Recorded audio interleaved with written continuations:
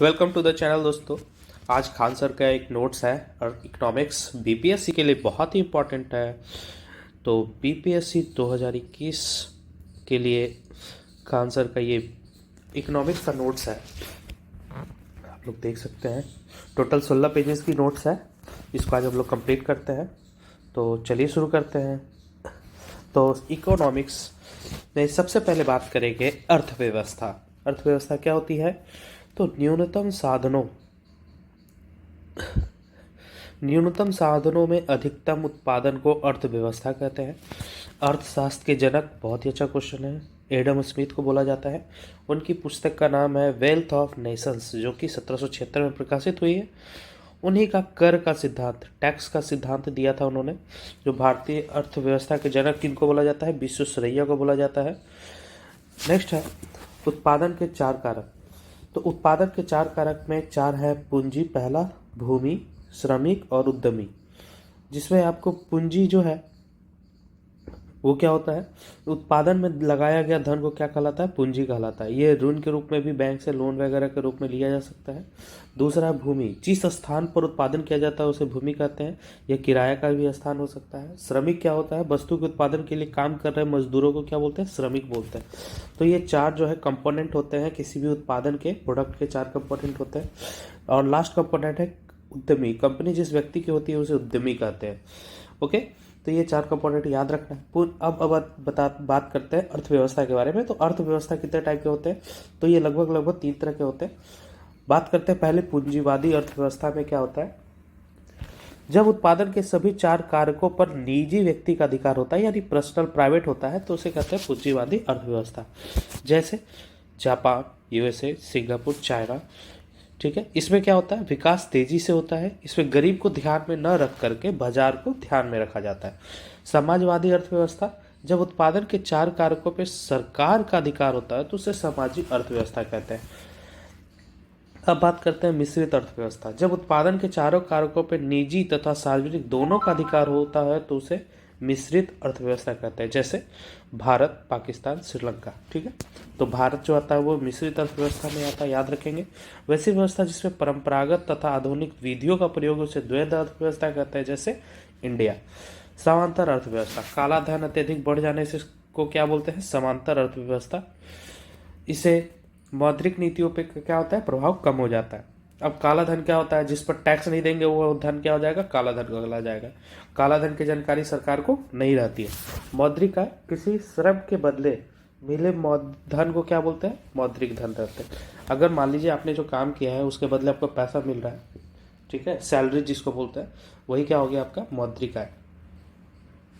अब आती है प्रयोज्य। प्रयोज्य को इंग्लिश में बोलते हैं डिपोजिबल इनकम।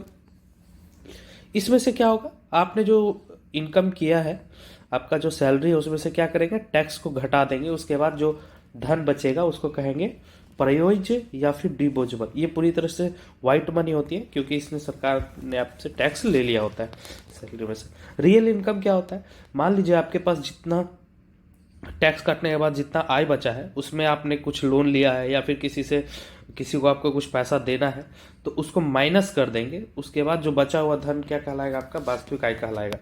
ठीक है, अब देखिए, महंगाई बढ़ने पर वास्तविक आय क्या हो जाता है? घट जाती है। महंगाई बढ़ जाने के बाद क्या होगी? वास्तविक आय घट जाती है। ठीक है, ये छोटी सी एग्जांपल है। मान लीजिए नीतीश ने अनुराधा से 4,000 रुपये कर्ज लिए। नीतीश की आय 1 लाख रुपये है तथा नीतीश को कितना परसेंट है? 30%। तो इसके सभी आय की गणना, तो सैलरी इसकी कितनी हो गई? 1 लाख। अब इसने डिपोजिबल इनकम कितने कमाए हैं? 1 लाख का 30%, यानी ये टैक्स हो गया, तो 70% जो है इसने कमाए हैं, 70,000 रुपये कमाए हैं। वास्तविक आय कितने हो गए? तो इसने 4,000 रुपये का कर्ज भी लिया था, तो अब इसके हो गए 70,000 माइनस 4,000, यानी 66,000 इसकी वास्तविक आय हो गई। अब राष्ट्रीय इनकम, बहुत ही अच्छा क्वेश्चन है, इंपॉर्टेंट है। राष्ट्रीय आय किसी देश के अंदर सभी घटक, सरकारी तथा निजी से मिलने वाली कुल आय के योग्य राष्ट्रीय आय कहलाता है। मतलब योग सारा क्या हो जाएगा? ये राष्ट्रीय आय कहलाता है। अब ये बाजार स्तर पर क्या होता है, नेट नेशनल प्रोडक्ट होता है। क्या होता है ये, नेट नेशनल प्रोडक्ट होता है। अब राष्ट्रीय आय की गणना मतलब नेट नेशनल प्रोडक्ट में जितना भी आपको अप्रत्यक्ष कर, आगे बताएंगे अप्रत्यक्ष कर क्या होता है, तो अप्रत्यक्ष कर को माइनस कर देंगे तो वो हमारी क्या हो जाएगी, राष्ट्रीय आय। ठीक है। अब बात करते हैं भारत में राष्ट्रीय आय की गणना कौन करती है, सीएसओ करती है। सीएसओ मतलब केंद्रीय स्टैटिक्स ऑर्गेनाइजेशन। इसकी स्थापना कब हुई थी, 1951 में। 29 जून को क्या माना जाता है, सांख्यिकी दिवस। बहुत ही अच्छा क्वेश्चन है। 29 दिवस को माना जाता है सांख्यिकी दिवस। भारत में जो प्रतिलिखित आय की गणना जो है सबसे पहले 1968 में दादा भाई नौरोजी ने किया था। उन्होंने इस समय भारत का जो प्रतिलिखित आय कितना माना था, 20 रुपये प्रति साल निकाला था। उनकी एक पुस्तक का नाम है, बहुत ही इंपॉर्टेंट है, property and British rule in India. इनकी एक और सिद्धांत है ड्रेन का, धन निकासी का सिद्धांत इन्हीं का है, काफ़ी इंपॉर्टेंट है। अब भारत में प्रति व्यक्ति आय जो है 1,12,000 रुपये ईयरली है, सालाना है। किसी देश के प्रगति को दिखाने का सबसे अच्छा माध्यम क्या होता है, प्रति व्यक्ति आय है। अगर प्रति व्यक्ति आय अगर निकालनी हो तो राष्ट्रीय आय में से जो संख्या को डिवाइड कर देंगे तो हमारा प्रति व्यक्ति आय निकल जाएगा। नेक्स्ट बात करते हैं आगे, बहुत ही अच्छा है हिंदू विकास दर। ये बहुत ही अच्छा क्वेश्चन है, ऑब्जेक्टिव्स में आते हैं। हिंदू विकास दर किससे संबंधित है, तो हिंदू विकास दर है राष्ट्रीय आय से संबंधित है। इसकी गणना जो है स्थिर कीमत पे की जाती है। स्थिर कीमत क्या होती है, आगे बात करते हैं। पहले बात करते हैं चालू कीमत। चालू कीमत मतलब जैसे अभी चल रहा है 2021 से 22, ये आपका चालू वित्त वर्ष हो गया। तो चालू वित्त वर्ष में जिस जो वित्तीय वर्ष होता है उसे चालू कीमत कहते हैं। इस पे राष्ट्रीय आय नहीं निकाला जा सकता है, क्यों, क्योंकि अभी ये चल रहा है। नेक्स्ट बात करते हैं आपका स्थिर कीमत। स्थिर कीमत में क्या होता है, बीते हुए वर्ष पे, क्या है, बीते हुए वर्ष पे निकाला गया राष्ट्रीय आय क्या होता है, स्थिर कीमत कहलाता है। इसके लिए किसी वर्ष को हम आधार मान लेते हैं, जैसे भारत का आधार वर्ष अभी कितना है, 2017 से 18। अब बताते हैं राष्ट्रीय आय जो होती है वो स्थिर कीमत पे निकलती है, यानी 2017-18 जो निकलता है वो एनएनपी को दर्शाता है। एनएनपी मतलब नेट नेशनल प्रोडक्ट। अब राष्ट्रीय आय की 3 विधियां, पहली है उत्पादन विधि। उत्पादन विधि में किसी उत्पादन की समस्त वस्तु एवं समान सेवाओं का क्या होता है, इसमें सर्विसेज का सारा का मूल्य जोड़ दिया जाता है। यह क्या होता है, जीडीपी। जीडीपी मतलब ग्रॉस डोमेस्टिक प्रोडक्ट। इसमें सारे जो है जितना भी वस्तु निकल रहा है और जितना भी सर्विस निकल रहा है सभी को क्या जोड़ दिया जाता है। अब दोहरे गणना की समस्या उत्पन्न हो जाती है, क्यों, क्योंकि इसमें जीडीपी में क्या होता है कि किसी किसी सर्विसेज का मूल्य जो है वो ज़्यादा हो जाता है। अंतिम वस्तु के मूल्य को क्या होता है, इसमें जोड़ा जाता है। सारे वस्तु जितनी ज़्यादा वस्तुएं हैं, जितनी सर्विसेज है, सभी को जोड़ा जाता है। अब पहला है उत्पादन विधि, दूसरा हो गया आय गणना विधि। इसमें क्या होता है, सभी क्षेत्रों के आयों को जोड़ा जाता है। कितने क्षेत्र हो गए, टोटल 3 क्षेत्र हो गए। तीनों क्षेत्रों के जो इनकम हो गए उसको जोड़ा जाता है, चाहे वो निजी क्षेत्र हो या फिर सार्वजनिक क्षेत्र हो। इन दोनों क्षेत्रों को क्या होता है, जोड़ा जाता है। भारत में राष्ट्रीय आय की गणना क्या होगी, उत्पादन तथा आय दोनों विधि से ज्ञात किया जाता है। अब तीसरी है, इस विधि का उपयोग बचत को जोड़ा जाता है। उपयोग तथा बचत को जोड़ा जाता है। इस प्रकार इस विकसित देशों में किया जाता है बचत विधि। ठीक है। अब ये अगर मान लीजिए इसको चौथा मेथड और ये मौद्रिक विधि है, इनकम मेथड, सैलरी मेथड, इसको नहीं जोड़ा जाता है। इससे राष्ट्रीय आय की गणना नहीं की जाती है। अब बात करते हैं जीडीपी की। GDP gross domestic product. अगर एक वर्ष वित्तीय वर्ष में निश्चित सीमा के अंदर, यानी किसी देश के अंदर, निश्चित सीमा मतलब देश मान सकते हैं इसको, देश के अंदर उत्पादित समस्त वस्तु एवं सेवा के मूल्य को क्या बोलते हैं, जीडीपी कहते हैं। सीमा के बाहर अगर मान लीजिए कोई वस्तु के जीडीपी को शामिल नहीं किया जाता है, याद रखना है। जैसे एग्जांपल के लिए टाटा, एलजी, मैन और ये जीडीपी। ठीक है। अगर इसमें मान लीजिए कि मैन जो है ये बाहर का आदमी है तो ये जीडीपी इसमें कितने हो गए, 8 + 3 = 1100 हो गए। अब बात करते हैं जीएनपी, सकल राष्ट्रीय। अब यहाँ पे नेशनल आ गया, नेशनल प्रोडक्ट। यह पैसा राष्ट्र के काम का होता है, इसमें केवल भारतीय के आय को शामिल करते हैं। अगर भारतीय द्वारा विदेश में अर्जित आय एक्स है और मान लीजिए कोई विदेशी चाइना वाला इंडिया में आया हुआ है और वो वाई इनकम है उसका, क्या वाई को जोड़ेंगे, नहीं, उसको वाई को घटा देंगे और एक्स को क्या करेंगे, ऐड कर देंगे। ठीक है। इसी प्रकार यहाँ पे एग्जांपल देख सकते हैं जीएनपी का। ठीक है, ये बहुत इंपॉर्टेंट टर्म है। क्या है ये? x माइनस वाई को क्या बोलते हैं? शुद्ध साधन आय बोलते हैं। x बराबर अगर y हो यानी संतुलित अर्थव्यवस्था है, जीएनपी बराबर जीडीपी। इसको ठीक है, एक तरफ से आप समझ सकते हैं, अगर x ज्यादा हो गया यानी इंडियन वाले जो है, भारत वाले विदेश में जाकर ज्यादा कमा रहे हैं, तो क्या होगा? हमारे लाभ होगा। अगर बाहर वाले आकर के इंडिया में ज्यादा कमा रहे हैं, इसका मतलब हमें हानि होगी। ठीक है, और अगर x बराबर y बराबर अगर 0 हो गया यानी वो अर्थव्यवस्था कैसी है? बंद अर्थव्यवस्था। ठीक है, अब जीडीपी और जीएनपी में अंतर क्या है? तो जीडीपी में अगर जीएनपी को माइनस कर दे तो क्या बचेगा? y माइनस एक्स बचेगा। इसी को शुद्ध साधन आय बोलते हैं। अब शुद्ध राष्ट्रीय उत्पाद, ये भी बहुत अच्छा टॉपिक है। नेट नेशनल प्रोडक्ट क्या होता है? जैसे हम लोगों ने जीडीपी पढ़ा, जीएनपी पढ़ा, उसी प्रकार नेट नेशनल प्रोडक्ट है। इसमें क्या होता है? हर फैक्ट्री में, किसी भी फैक्ट्री में क्या होता है? रिसेशन होते रहता है। कोई मशीन चल रही है, उसमें रिसेशन हो सकता है, घिसता रहता है उसका रेट। जैसे आपने गाड़ी खरीदी और वो गाड़ी आपने जैसे ही सर्विस सेंटर से निकाला, उसका कुछ मूल्य ह्रास हो जाता है। ठीक है, उसी प्रकार ये सबसे शुद्ध पैसा होता है। इसमें आपने जितनी मशीनी टूट-फूट, घिसावट या जो खर्च होता है उस पर, ठीक है, वो सारे खर्च को हम लोग माइनस कर देते हैं। ठीक है, तो उसके बाद जो हमें शुद्ध जो है राष्ट्रीय उत्पाद मिल जाता है। यानी ग्रॉस में हम लोगों ने सिर्फ क्या कर दिया? मूल्य ह्रास को घटा दिया और हमें मिल गया। ठीक है, नेक्स्ट बात करते हैं। यहाँ पे आपको एग्जाम्पल की तरह समझाया गया है। ठीक है, अगर मूल्य ह्रास आपको पता है, ठीक है, मूल्य ह्रास आपको पता है, तो आप आराम से जीडीपी या जीएनपी में से घटा करके निकाल सकते हैं। अब जीएनपी और एनएनपी में क्या अंतर है? यानी जीएनपी मतलब ग्रॉस हो गया, एनपी मतलब नेट हो गया। ठीक है, ये इसका मतलब मूल्य ह्रास में जो अंतर है वही हमारा क्या हो गया? दोनों का अंतर। किसी देश के जीवन स्तर को दर्शाने का सबसे अच्छा माध्यम प्रति व्यक्ति आय होता है। ठीक है, प्रति व्यक्ति आय अभी कितना है? 1,12,000 रुपए। किसी देश की प्रगति को दर्शाने का सबसे अच्छा माध्यम क्या होता है? जीडीपी। अगर देश कितना अच्छा है, जैसे यूएसए 1 नंबर पे है और इंडिया का स्थान क्या है जीडीपी के मामले में? 6ठे स्थान पे, याद रखिएगा, 6 पोजीशन पे है। अब बात करते हैं क्रय शक्ति के आधार पे, परचेजिंग पावर। ठीक है, परचेजिंग पावर के आधार पे पीपीपी, परचेजिंग पावर पारिसिटी के आधार पे भारत की अर्थव्यवस्था कितने स्थान पे? 3रे स्थान पे। ठीक, इसमें प्रथम स्थान पे हमारा जो है चीन, दूसरे स्थान पे अमेरिका आ गया है। ठीक है, अब अर्थव्यवस्था का क्षेत्र, अर्थव्यवस्था में आय जो है उसके माध्यम को क्या बोलते हैं? क्षेत्र बोलते हैं। 3 भागों में बांटते हैं, जैसे स्वरूप, प्राथमिक, द्वितीय क्षेत्र, तृतीय क्षेत्र। ठीक है, अब बात करते हैं यहाँ पे, ठीक है, संगठित क्षेत्र, असंगठित क्षेत्र। संगठित क्षेत्र, असंगठित क्षेत्र के बारे में बात करेंगे। फिर जिसकी अगर मान लीजिए कि बिजनेस जिसकी है, उसमें सार्वजनिक, निजी, संयुक्त, सहकारी क्षेत्र आ जाते हैं। अब बात करते हैं कि प्राथमिक क्षेत्र क्या होता है? जब आय का स्रोत सीधे प्रकृति से जुड़ा हो उसे प्राथमिक क्षेत्र, जैसे एग्रीकल्चर, पशुपालन, मत्स्य खनन। द्वितीय क्षेत्र में इसमें कारखानों, फैक्ट्रीज आती है जिसमें निर्माण तथा कंस्ट्रक्शन वगैरह का काम होता है, जैसे आटा चक्की, गन्ना मशीन, फैक्ट्री, जितने भी।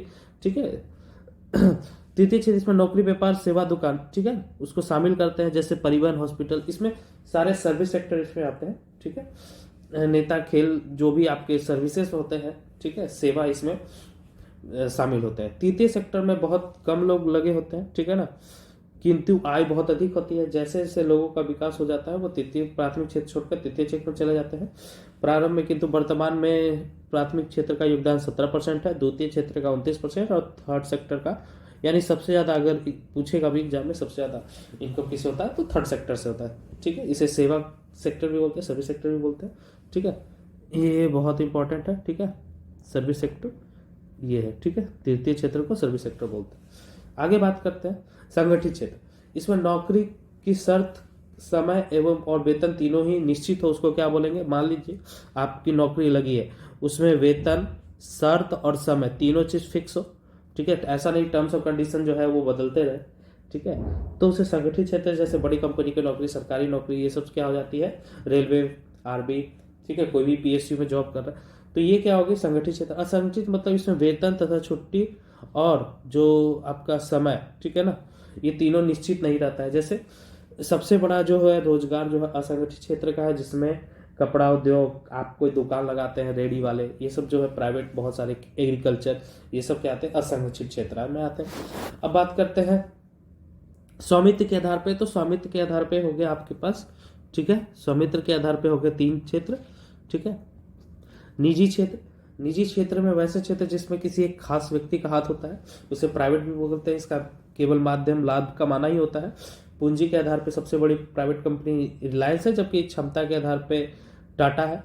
और सार्वजनिक शक्ति क्षेत्र उस तरह के जिसपे सरकार का पूरी तरह से अधिकार होता है, इसे पब्लिक सेक्टर भी बोलते हैं। जैसे बहुत सारा कंपनी, महारत्ना में एनटीपीसी, भेल, ठीक है, तो सेल, ये सब जैसी जितनी भी कंपनियां हैं वो सब क्या आएंगी, सार्वजनिक क्षेत्र की कंपनियां कहलाएगी। सार्वजनिक क्षेत्र की कंपनियों का एक बात और होती है कि ये जो है इस पे सरकार का पूरी तरह से स्वामित्व होता है और ये लाभ भी कमाते हैं और समाज का कल्याण भी करते हैं, ठीक है। और सरकार इसको बेचने पे तुली हुई है, ठीक है। चलिए अब आगे बात करते हैं पीपीपी। बहुत ही पीपीपी मॉडल आप लोगों ने सुना होगा, संयुक्त क्षेत्र इसको बोलते हैं। इसमें क्या होता है, प्राइवेट और सार्वजनिक दोनों की भागीदारी होती है, ठीक है। एक आदमी और गवर्नमेंट दोनों मिलकर के इसमें काम करते हैं। इसे पब्लिक प्राइवेट पार्टनरशिप भी बोलते हैं। वर्तमान में सबसे तेजी से पीपी का विकास हो रहा है, जैसे मेट्रो वगैरह का काम होता है। अब आगे बात करते हैं, ठीक है, ये हो गया हमारा पीपीपी मॉडल। अब बात करते हैं कोऑपरेटिव। कोऑपरेटिव क्या होता है, जब किसी कंपनी को दिशा निर्देश कौन देगी, सरकार देगी, उसे कोऑपरेटिव कहता है। जैसे बिहार सरकार अगर दे रही है तो कोऑपरेटिव सोसाइटी बहुत सारा देखते हैं आप लोग, कोऑपरेटिव बैंक देखते हैं, तो ये सभी क्या होगा, इसमें एक लोग नहीं होता, उनका समूह होता है, ठीक है, आपस में ही समूह बना करके जो है वो उसका संचालन करते हैं। अब राष्ट्रीय नियोजन, ठीक है, नियोजन की बात कर रहे हैं हम लोग, तो नियोजन में क्या होता है, संसाधनों को उचित उपयोग के लिए सरकार प्लानिंग करती है। क्या करती है, सरकार प्लानिंग करती है। नियोजन के लिए 15 मार्च 1950 को योजना आयोग का क्या किया गया था, गठन किया गया था, जो रूस के संविधान से लिया गया था। योजना आयोग को, ये याद रखिएगा आप लोग दोस्तों, रूस के संविधान से योजना आयोग लिया गया था। योजना आयोग को, ठीक है, 1 जनवरी, ठीक है, 1 जनवरी 2015 को नीति आयोग कर दिया गया है, याद रखिएगा। NITI Aayog, national institute for transforming India, ठीक है, इसका कार्य पंचवर्षीय योजना को बनाना है। योजना आयोग के अध्यक्ष कौन होते हैं, प्रधानमंत्री होते हैं। अब बात करते हैं राष्ट्रीय विकास परिषद एनडीसी की स्थापना कब हुई थी, 6 अगस्त 1952 को हुई थी। 6 अगस्त 1952 को, बहुत ही अच्छा सवाल है। इसके प्रधानमंत्री अध्यक्ष होते हैं और सभी राज्यों के मुख्यमंत्री योजना आयोग के सदस्य इसके सदस्य होते हैं। ये क्या करता है, पंचवर्षीय योजना का अनुमोदन करता है, ठीक है। अब योजना आयोग और राष्ट्रीय विकास परिषद दोनों की चर्चा संविधान में नहीं है, इसलिए ये गैर संवैधानिक व्यवस्था है। इन दोनों की रचना संविधान के बाद हुई, इसे संविधानोत्तर निकाय कहते हैं। योजना आयोग को क्या बोलते हैं, सुपर कैबिनेट कहते हैं, ठीक है। अब बात करते हैं योजना आयोग की, टोटल जो है 12, ठीक है, यहाँ पे देख सकते हैं, ठीक है ना, टोटल जो है, तो इसको मैं यहाँ पे, ठीक है। चलिए अब बात करते हैं योजना आयोग की, सारे योजना आयोग को निकाल लेते हैं हम लोग, ठीक है। पहला पंचवर्षीय योजना जो है, इसमें लक्ष्य कितना रखा गया था, 2.1, ठीक है, इसमें लक्ष्य कितना रखा गया है, 2.1 रखा गया है, ठीक है। और हासिल कितना किया गया है, ये हासिल किया गया है 3.6, ठीक है, 2.1 3.6, ठीक है। ये जो है किस पे आधारित है, हेराल्ड डोमर व्यवस्था पे आधारित है। किस पे आधारित है, हेराल्ड डोमर, ठीक है, याद रखिएगा, बहुत इंपॉर्टेंट है, ठीक है। हेराल्ड डोमर व्यवस्था पे आधारित है। इसका मुख्य उद्देश्य कृषि उत्पादन को बढ़ाना था। इस योजना में कृषि उत्पादन, सबसे इंपॉर्टेंट चीज ये है कि कृषि पे आधारित है ये, ठीक है। इसमें लक्ष्य दोगुना बढ़ गया, इसलिए ये योजना सफल रही। द्वितीय पंचवर्षीय योजना की बात करें जहां तक, तो ये इसका कितना था, 4.5, ठीक है, इसका याद रखना है कितना है ये, ठीक है, यहाँ पे 4.5, और हमें प्राप्त कितना हुआ, 4.1। दूसरा में 4.5 जरूरत था और हमें मिला 4.5, ठीक है। ये पीसी महानलोबिस, ठीक है, ये किस पे हुआ, पीसी महानलोबिस, ठीक है, ओके। पीसी महालनोबिस मॉडल पर आधारित था। इसका मुख्य उद्देश्य क्या था? भारी उद्योग, ठीक है, फैक्ट्रीज वगैरह को स्थापित करना था। भारी उद्योग की स्थापना के लिए विदेशों से अत्यधिक ऋण लेना पड़ा, जिसके कारण योजना असफल माना जाता है। ठीक है, भारत के बड़े बड़े स्टील प्लांट योजना इसी में लगे हैं। झारखंड का बोकारो जो है तीसरे पंचवर्षीय योजना में लगा था। ठीक है, तीसरे पंचवर्षीय योजना। अब तीसरे पंचवर्षीय योजना का कार्यकाल जो हम लोग, ठीक है, इसको बनाते हैं हम लोग, तीसरी का हो गया यहाँ पे 5.6, ठीक है, और हमें मिला कितना? 2.8। ठीक है, ये याद रखने वाली बात है। ठीक है, तो इस योजना का उद्देश्य क्या था? कृषि और उद्योग दोनों तो बढ़ाना, और ये सबसे असफल रही। असफल में सबसे 1962 का चीन, 1965 से पाकिस्तान, 1966 से भीषण जो सूखा था, और लाल बहादुर शास्त्री ने उस समय नारा क्या दिया था? जय जवान जय किसान। ठीक है, इसके बाद जो है 3 सालों के बाद, जो 66 के बाद कोई योजना नहीं बना, इसे योजना अवकाश कहते हैं। ठीक है, इसे 66 से 69 तक का योजना अवकाश है, याद रखना है। ठीक है, इसके बाद आई हरित क्रांति। ये तीसरी पंचवर्षीय योजना के अंतिम समय 1966 में प्रारंभ हुई थी। ठीक है, विश्व में इनके जनक का नाम क्या है? नॉर्मन बोरलॉग को मानते हैं। भारत में जनक का स्वामीनाथन है। हरित क्रांति शब्द जो है वो विलियम कार्ड ने दिया था। हरित क्रांति में क्या होता है? हाई यील्ड वेराइटी का बढ़ावा दिया गया था। मोटे अनाज के उत्पादन पे क्या गया? जोर दिया गया था। ठीक है, गेहूं का उत्पादन बढ़ गया इसमें सबसे ज्यादा। धान का उत्पादन पे कोई प्रभाव नहीं पड़ा, जबकि दाल तिलहन का उत्पादन क्या किया गया? घट गया। ठीक है, याद रखना इस पे, गेहूं का सबसे ज्यादा उत्पादन किया गया। हरित क्रांति में का केंद्र कौन था? यूपी का शामली में था, और सर्वाधिक लाभ किसको हुआ था? पंजाब को हुआ था। क्यों? क्योंकि वहां पे सबसे ज्यादा सिंचाई की व्यवस्था थी। द्वितीय हरित क्रांति में इसमें अनुवांशिक रूप से वृद्धि किए गए फसल को बोलते हैं। ठीक है, ऐसे फसलों को जिसे जेनेटिकली मॉडिफाइड जीएम फसल भी बोलते हैं, ये द्वितीय हरित क्रांति में किया गया। अब बात करते हैं चौथा। ठीक है, तो चौथा पंचवर्षीय योजना क्या था? 5 ठीक है ना, 7 इसका लक्ष्य रखा गया था, और ठीक है, इसका आया कितना? 3.3। ठीक, याद रखना 66 के बाद 69 तक योजना अवकाश था। उसके बाद हम लोगों ने, ठीक है, 69 के बाद 74, ठीक है, 74 तक क्या हो गया? इसको इस योजना को स्थिरता को प्रदान करना था, किंतु यह योजना अस्थिर हो गई, क्योंकि इस दौरान क्या हो गया? मौसम जो है, फसल बर्बाद हो गई थी। उड़ीसा में चक्रवात आ गए, 1971 में बांग्लादेश से युद्ध हो गया, और शरणार्थी संकट आ गया, जिस कारण योजना क्या रही? असफल रही। ठीक, चौथी भी असफल रही। पांचवी जो है पंचवर्षीय योजना 1974 से 78, ठीक है, ये कब से कब तक लाया गया? ये जो है 1974 से 78, ठीक है, और इसकी जो है 5.0 थी, और इसने लक्ष्य हासिल किया टोटल। ठीक है, ये 5.0 नहीं था, ये था आपका 4.4 था, और इसने लक्ष्य हासिल किया 4.83 का। ठीक है, इस योजना का मुख्य उद्देश्य गरीबी हटाना था। ठीक है, गरीबी हटाना था। गरीबी हटाने के लिए कितना हुआ? 20 सूत्री कार्यक्रम चलाया गया। ये बहुत पूछता है। 1975 में भी ग्रामीण बैंक की स्थापना की गई, ये भी बहुत पूछता है। ठीक है, तो 20 सूत्री कार्यक्रम और ग्रामीण बैंक इसी पंचवर्षीय योजना में लाया गया। इसकी योजना बदलने के सरकार 1 साल पहले ही समाप्त कर दी गई। ठीक है, ठीक। अब बात करते हैं अनवरत योजना, रोलिंग प्लान। इसे क्या होता है? ठीक है, रोलिंग प्लान 1978 से 80, 1978 से 80 को क्या बनाया गया? रोलिंग प्लान बनाया गया। तो 2 सालों का रोलिंग प्लान था। इसमें क्या हो गया? जनता पार्टी की सरकार आ गई थी, तो इसने गांधीवादी मॉडल पर आधारित है। इसे डीडीटी लकरवाला ने लाया था। रोलिंग प्लान की उपलब्धि की चर्चा क्या होगी? स्पष्ट नहीं है। अगली बात करते हैं छठी पंचवर्षीय योजना का।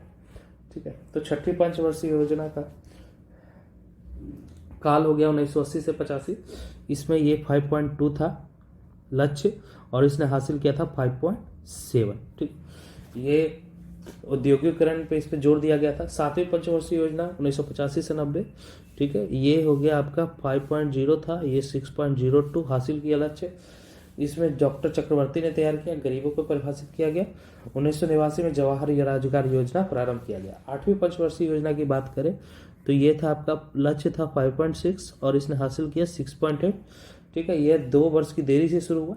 2 वर्ष की देरी से शुरू हुआ। यहाँ पे देखिए 1992 से 97 में शुरू हुई। और क्योंकि 1991 में क्या हुआ था, आर्थिक संकट आया हुआ था। इस योजना को किसने तैयार किया था? मनमोहन सिंह, जो हमारे पूर्व प्रधानमंत्री, उन्होंने तैयार किया था। योजना में मानव संसाधन, शिक्षा, उदारीकरण पर जोर दिया गया था, जिस कारण से शिक्षा में समर्पित योजना है। 9वीं पंचवर्षीय योजना की बात करें तो ये इसकी लक्ष्य थी 6.5 और इसने हासिल किया 5.4। ठीक, ये अमरसेन मॉडल पर आधारित था और इसमें नया पूर्ण वितरण प्रणाली को अपनाया गया। ठीक है, योजना भूकंप, कारगिल युद्ध, 1996 के परमाणु परीक्षण के कारण क्या हो गई? असफल हो गई। 10वीं पंचवर्षीय योजना, तो 10वीं पंचवर्षीय योजना क्या है? 8.0 और इसने हासिल किया 7.5। इसमें शिक्षा को बढ़ाने के लिए सर्व शिक्षा अभियान प्रारंभ कर दिया। ठीक है, 11वीं पंचवर्षीय योजना। ठीक है, 11वीं पंचवर्षीय योजना जो है सबसे सफल योजना मानी जाती है। इसका विकास, ठीक है, 9.0 है और 8.3। ठीक है, ये इस क्षेत्र के लिए समावेशी चलाया गया। यह तीव्रतम विकास पर जोर दिया गया तथा 1 अप्रैल 2010 को भिंड मिल योजना प्रारंभ की। हालांकि इस योजना को संसद ने 2005 में मंजूरी दे दी थी। इस योजना में वन क्षेत्र में वृद्धि का लक्ष्य रखा गया, किंतु वन जो है 24% से घट के 22%, ठीक है, हो गया। ठीक है, और अगली बात करते हैं 12वीं पंचवर्षीय योजना। ठीक है, इसमें प्रशासनिक सुधार, भ्रष्टाचार में कमी का लक्ष्य रखा गया था, किंतु ये दोनों बढ़ गया है। इस योजना में परमाणु ऊर्जा के बढ़ने का भी लक्ष्य रखा गया है। ठीक है, चलिए ये हो गया 12वीं पंचवर्षीय योजना। ठीक है, ये 8% रखा गया है इसका। ठीक है, और इसमें लक्ष्य जो है अभी कितना प्राप्त किया गया ये जानकारी में नहीं है। अब आगे बात करते हैं बेरोजगारी। ठीक है, बेरोजगारी वो आर्थिक स्थिति है जिसमें व्यक्ति को समय पर उसकी योग्यता के अनुसार उचित मूल्य पर क्या होता है? रोजगार नहीं मिलता है। ठीक है, रोजगार नहीं मिलता है। इसे बेरोजगारी के कई स्वरूप होते हैं, जैसे संरचनात्मक बेरोजगारी, जब मांग में परिवर्तन हो, मांग में स्ट्रक्चरल एम्प्लॉयमेंट की कमी हो जाए तो इससे उत्पन्न बेरोजगारी को क्या बोलते हैं? संरचनात्मक बेरोजगारी कहते हैं। यह दीर्घकालीन होता है। धन की कमी के कारण यह संरचनात्मक तथा ढांचागत बेरोजगारी उत्पन्न होती है। भारत में सबसे ज्यादा कौन सी बेरोजगारी पाई जाती है? संरचनात्मक, स्ट्रक्चरल एम्प्लॉयमेंट पाई जाती है। चक्रीय बेरोजगारी, जब मांग पूरी तरह क्या हो जाए? खत्म हो जाए। क्या हो गया भाई? पूरा डिमांड खत्म हो गया, अब इसमें क्या हो गया? लेकिन ठीक है, फैक्ट्री में बढ़ जाए तो उसे क्या कहते हैं? जैसे नोकिया फैक्ट्री, क्या हो गया? नोकिया जो है फैक्ट्री, ये परिवहन, डीलर, डिस्ट्रीब्यूटर, होलसेलर, रिटेलर, इससे क्या होगा? उपभोक्ता तक जो होता है लोग बेरोजगार हो गए। ठीक है, फैक्ट्री बंद होने से क्या हो गया?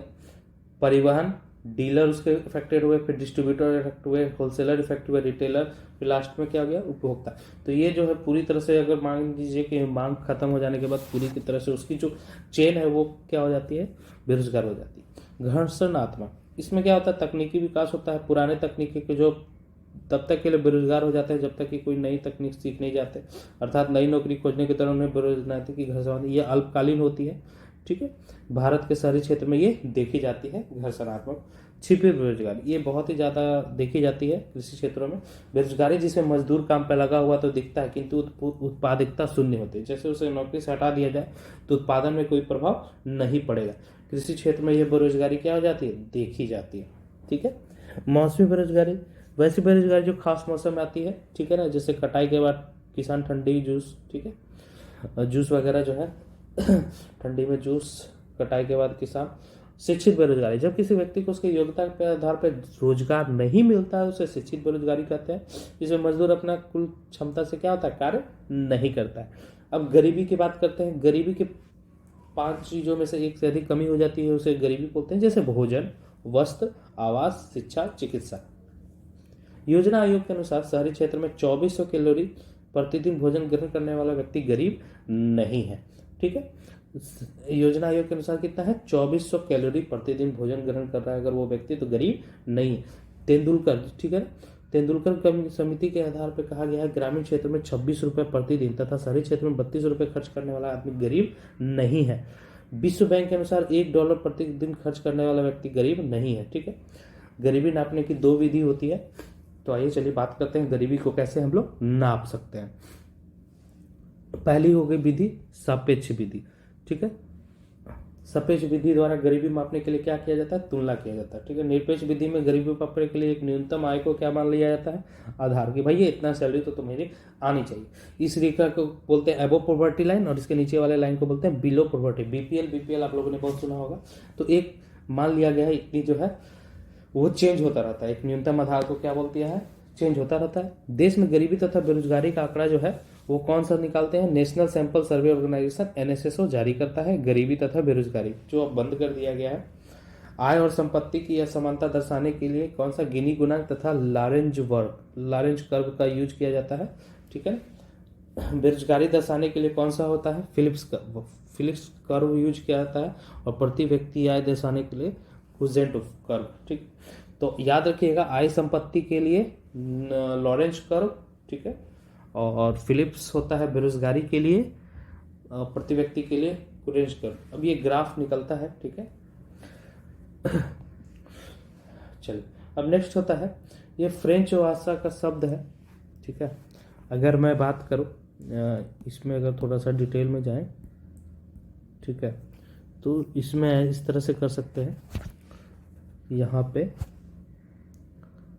ठीक है, यहाँ पे आपका हो गया जितना आय जो है प्राप्त करता, ठीक है ना, ठीक है, ये 0 हो गया, और यहाँ पे क्या हो गया, कुल आय का संचय, कुल आय संचय, ठीक है, संचय, ठीक है, सारे प्रतिशत में रहेंगे। ठीक है, अब यहाँ से जो एक रेखा गई है, ठीक है, ये समता रेखा हो गई, समता रेखा। ठीक है, अब ये जो है यहाँ से क्या हो गया, ये लॉरेंज कर्व जाती है, ये क्या जाती है, लॉरेंज कर्व। ठीक है, यहाँ से हम लोग इसको ऐसे ऐड कर देंगे। ठीक है, ठीक है, ये जो है ये कर्व क्या हो गई, लॉरेंज। ठीक है, लॉरेंज कर्व। ठीक है, इस तरह भी बाकी का होता है। ठीक है, ये एक्स एक्सिस है, ये वाई एक्सिस है। ठीक है, ये 100 हो गया।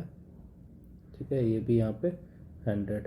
ठीक है, चलिए 100% तक जाता है। ठीक है, ये हमारा लॉरेंज कर्व हो गया।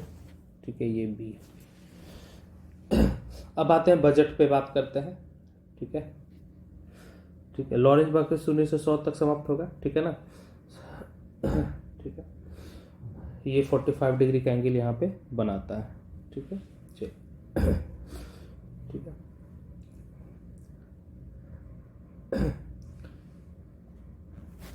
मतलब ये अगर लॉरेंज कर्व जितनी ये समता रेखा के पास होगी, ठीक है ना, ये कर्व जितना पास होगी उतना ही क्या होगा, विषमता उतना ही कम होगा आय के।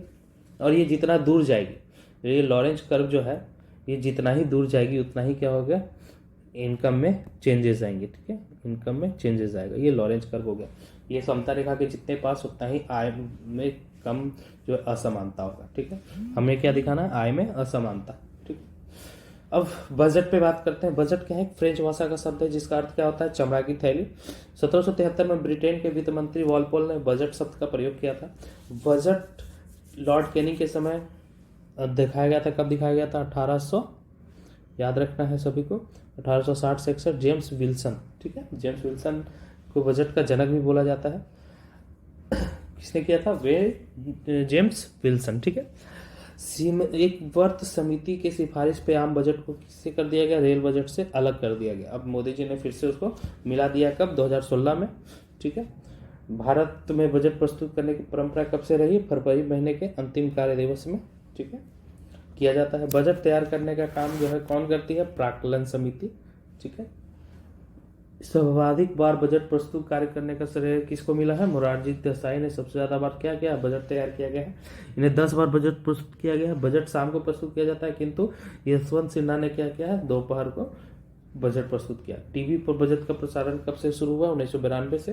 स्वतंत्र भारत का प्रथम बजट जो है आर.के. स्वर्ण मुखट्टम शेट्टी ने किया। गणतंत्र भारत का प्रथम बजट जॉन मथाई 1950 में दिया था। ठीक है, बजट प्रस्तुत करने का अधिकार राष्ट्रपति को, किंतु वो वित्त मंत्री से प्रस्तुत करवाते हैं। बजट की चर्चा जो है संविधान में नहीं है, इसके स्थान पे वार्षिक वित्तीय विवरण शब्द की चर्चा हुई है। अब कुछ अनुच्छेद इससे रिलेटेड। ठीक है, और अनुच्छेद 112 में क्या है, वित्त मंत्री भिन्न कार्य के योजना को प्रस्तुत करते हैं। 113 में प्राकृतिक संपत्ति के खर्च का विवरण दिया जाता है। विनियोग विधेयक के तहत धन निकालने का प्रस्ताव रखा जाता है, जबकि विनियोग विधेयक पारित नहीं हो जाता था तब तक संसद से धन नहीं निकाला जा सकता। इस कारण संसद को राष्ट्रीय कोष का रक्षक बोला जाता है। ठीक है, तो यानी 114 के अनुसार जो है धन निकाला जा सकता है या फिर नहीं निकाला जा सकता। 115 में इसके अतिरिक्त अनुदान के तहत प्राक्कलन द्वारा दिए गए पैसे घट जाने से पैसा निकाला जाता है। इसमें लेखानुदान द्वारा एडवांस अग्रिम राशि क्या हो जाती है, निकाल ली जाती है। ठीक है, जितना एडवांस चाहिए 116 से निकाल लीजिए। अब बजट के प्रकार, चलिए पहला क्या है, शून्यधारित बजट। मान लीजिए कि पिछला लेन देन को छोड़कर नए सिरे से बजट बनाया गया तो उसे क्या आ गया, शून्यधारित। पिछला लेन देन को बकाया छोड़ दीजिए, अब नया शुरू कीजिए। भारत में शून्यधारित बजट कब से लाया था, 1987-88 से। ठीक है ना, इसके पहले वाला बजट को सब क्या कर दिया, छोड़ दिया। ठीक है, विश्व में शून्यधारित प्रथम प्रयोग क्या हुआ था, 1973 में जिमी कार्टर जो है राष्ट्रपति थे वहां के। शून्यधारित बजट का जन्म अमेरिका के पीटर फायर था। ठीक, अब जेंडर बजट क्या होता है, स्त्री पुरुष के लिए अलग अलग कुछ प्रावधान हो तो जेंडर बजट कहलाता है। 2001 में महिला सशक्तिकरण के बाद क्या हुआ, जेंडर बजट को अधिक बढ़ावा मिला था। असंतुलित बजट, जिसमें आय तथा व्यय बराबर हो उसे संतुलित कहते हैं। अब जिसमें आय और बजट बराबर नहीं हो तो असंतुलित हो जाता है। आउटकम बजट, जब सरकार पैसा खर्च करती है तो उस धन द्वारा किए गए कार्य को क्या बोलते हैं, कार्य का रिपोर्ट क्या होता है, प्रगति आउटकम बजट बोलते हैं, उसको क्या बोलते हैं, आउटकम बजट। ठीक है, अब पब्लिक फाइनेंस, लोक स्वास्थ्य, राजस्व। अब सरकारी लेन देन को क्या बोलते हैं, जितना भी सरकारी लेन देन है उसको लोक राजस्व कहते हैं। लोक राजस्व में देखिए दो तरह का होगा, एक आय होगा और एक व्यय होगा। ठीक है, आय कैसे होगा, तो एक रेवेन्यू रिसिप्ट से होगा और एक कैपिटल रिसिप्ट है। व्यय कैसे होगा, तो रेवेन्यू टैक्स और कैपिटल एक्सपेंडिचर जो है इसके व्यय होंगे। ठीक है, अब देखिए सार्वजनिक आय, सरकार के कुल आय को क्या बोलते हैं, सार्वजनिक आय करते हैं। ठीक है, ये दो प्रकार से होता है, राजस्व आय, ठीक है, रेवेन्यू रिसिप्ट वैसा है जिसे सरकार लौटाती नहीं है। ध्यान से समझिएगा, राजस्व आय वैसा आय होता है जिसको सरकार लौटाएगी नहीं। ठीक है, इस पर सरकार का ऋण भार क्या होता है, जीरो होता है। केंद्र सरकार के राजस्व का सबसे बड़ा स्रोत क्या है, निगम कर है। ठीक है, अब ठीक है, राज्य सरकार का सबसे बड़ा स्रोत क्या है, और बिक्री कर है। अगर राज्य सरकार की बात करें, ठीक है, तो केंद्र सरकार का सबसे बड़ा स्रोत क्या है, निगम कर है। ठीक है, और राज्य सरकार का सबसे बड़ा स्रोत बिक्री कर है। ठीक है, सेल टैक्स है, और जिसका क्या है, कॉर्पोरेट टैक्स है। ठीक है, अब बात करते हैं पूंजीगत आय की, कैपिटल रिसिप्ट। सरकार का वैसा धन जिससे सरकार को लौटाना पड़े, जिस पर सरकार की देनदारी रहती है, जैसे बैंक बॉन्ड पेपर के रूप में, बैंक से लोन लिए बॉन्ड पेपर के रूप में जमा धन, ये सब तो क्या होता है, सरकार को लौटाना पड़ता है। तो कैपिटल रिसिप्ट में देना पड़ेगा, रेवेन्यू रिसिप्ट में नहीं देना पड़ेगा। सरकार अपने पूंजीगत आय को बनाने रखने के लिए कैशलेस पे क्या करती है, जोर दे रही है। ठीक है, ताकि जो है कैपिटल रिसिप्ट। ठीक है, अब सार्वजनिक व्यय की बात करते हैं, तो कुल व्यय को सार्वजनिक व्यय कहते हैं। दो प्रकार का होता है, जैसे पूंजीगत, ठीक है, कैपिटल एक्सपेंडिचर और रेवेन्यू टैक्स। ठीक है, एक्सपेंडिचर ये टैक्स नहीं, यहाँ पे एक्सपेंडिचर ही होना चाहिए। ठीक है, अच्छा, एक वर्ष में प्रारंभ होकर कई वर्षों तक धीरे धीरे होता रहता है ये। ठीक है, कैपिटल एक्सपेंडिचर। ठीक है, यह बहुत बड़ा व्यय होता है, इससे सड़क, पुल, एयरपोर्ट ये सब बनता है। इससे यह छोटा होता है, जिससे ये वर्ष, जिस वर्ष प्रारंभ होता है उसी वर्ष क्या होता है, समाप्त हो जाता है। जैसे सब्सिडी, सहायता राशि, ये सब राजस्व एक्सपेंडिचर होता है। अब आ जाते हैं डिफिसिट, घाटा। ठीक है, जब व्यय जो है, खर्चा जो है इनकम से ज़्यादा हो जाए, खर्चा आमदनी अठन्नी खर्चा रुपया हो जाए, उसको डिफिसिट बोलते हैं। घाटा कई प्रकार का होता है, जैसे राजस्व घाटा। ठीक है, राजस्व घाटा, राजस्व में रेवेन्यू डिफिसिट। ठीक है, इसमें व्यय माइनस आय हो जाएगा। पूंजीगत में पूंजीगत व्यय माइनस आय, सार्वजनिक व्यय माइनस, ठीक है, सार्वजनिक घाटा माइनस पूंजी घाटा प्लस राजस्व। ठीक है, ठीक है, इसे बजट घाटा, सार्वजनिक घाटा को बजट घाटा भी बोलते हैं। ठीक है, अब बात करते हैं राजकोषीय घाटा, फिजिकल डिफिसिट। ये बहुत ही इंपॉर्टेंट टर्म है। ठीक है, राजकोषीय घाटा, जब बजट घाटा में, जो बजट घाटा हो गया ना हमारे पास, ठीक है, इसमें सार्वजनिक व्यय माइनस सार्वजनिक आय। ठीक है, बजट घाटा में ऋण भार को क्या कर दे, जितना हम लोग लोन लेते हैं उसको जोड़ दिए कि भाई ये घाटा तो हो ही रहा है, प्लस लोन भी लिए हुए, तो राजकोषीय घाटा हो गया। ठीक है ना, ये सबसे बड़ा घाटा है जिससे देश की राजकोषीय अगर जितना अधिक होगा उस देश की प्रगति बाधा उतना ही। अब जैसे मान लीजिए भारत लोन ले लिया है चाइना से, बैंक से बहुत सारा लोन लिया हुआ है, तो वो सभी लोन को भी जोड़ देंगे घाटा में, तो वो हमारा फिजिकल डिफिसिट आ जाएगा। प्राथमिक घाटा, राजकोषीय घाटा में क्या करेंगे, ब्याज भी जोड़ दिए उस पर, ठीक है ना, तो प्राथमिक घाटा कहते हैं। मौद्रिक घाटा, मॉनेटरियल, ठीक है ना। मौद्रिक घाटा क्या होता है, ये बहुत इंपॉर्टेंट है। नए नोट छापने पे आए खर्च के कारण लगने वाला घाटा क्या हो गया, मॉनेटरियल, ठीक है, मौद्रिक घाटा कहलाएगा। ये तभी लगेगा जब जितना नोट छाप रहा है ना सरकार, उससे अधिक नोट छापना शुरू कर दे, तो मॉनेटरियल हो जाता है। मॉनेटरियल मतलब मौद्रिक घाटा। अब सरकार को पैसा है नहीं तो क्या करेगा सरकार, अब ज़्यादा ज़्यादा नोट छापेगा, और नोट भी छापने के का क्या होता है, कॉस्ट होता है। सिक्का जैसे हर सिक्के का कॉस्ट होता है। अब मान लीजिए कि लगभग नहीं भी तो 10 रुपए का नोट बनाने में उसको 1 रुपए से 1.5 रुपए का खर्च आता है, ठीक है। 50 रुपए का नोट, 100 रुपए का नोट भी बनाने में लगभग 2 रुपए का खर्च आता है, ठीक है। 1000 रुपए का तो नहीं है, 500 रुपए का नोट भी बनाने में 2 से 3 रुपए का खर्च आता है। तो जितना नया नोट छापेगा उतना ही उसका खर्च बढ़ जाएगा। योजनागत व्यय, वैसा व्यय जिसका अनुमान पहले से ही लगाया जा चुका है उसे योजनागत क्या होगा, व्यय कहलाता है। जैसे वेतन, वेतन तो ऐसा नहीं है कि सरकार नहीं देगी, ठीक है। परियोजनाएं, गैर योजनागत, वैसा जिसका सरकार को अनुमान नहीं है, जैसे सहायता राशि, सब्सिडी, रक्षा व्यय, ठीक है, वो सब गैर योजना तक व्यय हो गया। अब बात करते हैं धन का स्वरूप, ठीक है। लोगों का धन, बैंक की मांग तथा आरबीआई का धन, ठीक है। अब ये लिक्विडिटी, ठीक है, अभी हम लोग किस पे बात कर रहे हैं, लिक्विडिटी का, ठीक है ना। इसमें क्या होता है, सबसे ज़्यादा लोगों के पास जो धन है, बैंक में जो हम लोग जमा कर रहे हैं वो सब, और आरबीआई में जो जमा है, इस सब को अगर मिला दे तो ये क्या हो गया, लिक्विडिटी, ठीक है ना, ये लिक्विडिटी हो गया।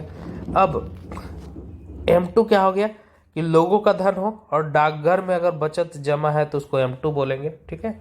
M3 क्या हो गया, लोगों का धन, ठीक है, बैंक में सारा धन मिला करके, इसमें अगर बैंक का फिक्स डिपॉजिट, ये एक्चुअली निकलता नहीं है, बहुत कम निकलता है, उसको M3 बोले, ठीक है।